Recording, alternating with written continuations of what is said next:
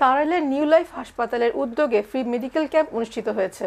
শুক্রবার 14 নভেম্বর উপজেলার ধলা ইউনিয়নের তেওরিয়া বাজারে এই ক্যাম্পের আয়োজন করা হয়। এতে প্রায় 3 শতাধিক মানুষ চিকিৎসা সেবা নেন। ফ্রি ক্যাম্প পরিচালনা করেন ডাক্তার খন্দকার মোস্তাকিম আহমদ। এতে 6 থেকে 7 জন অভিজ্ঞ চিকিৎসক রোগীদের সেবা দেন।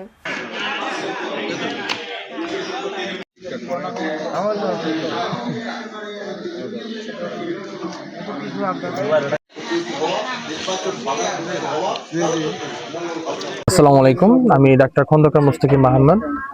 আমি নিয়মিত রোগী দেখছি তারাইল নিউ লাইফ হাসপাতাল, তারাইল কিশোরগঞ্জ।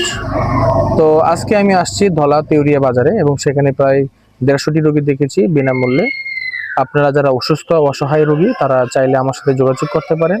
আমি চেষ্টা করব গরিব দুঃখীদের সেবা করার জন্য। এবং এই সুবাদে আমি এখানে অত্র এলাকায় প্রায় 150 রোগী দেখেছি আজকে সারাদিন। আপনারা সকলেই আমন্ত্রিত। সবাই ভালো থাকবেন, সুস্থ থাকবেন। আল্লাহ হাফেজ। কেউ অপচিকিৎসার শিকার হবেন না। ডাক্তার ছাড়া কোনো চিকিৎসাপত্র ছাড়া কোনো ওষুধ খাবেন না।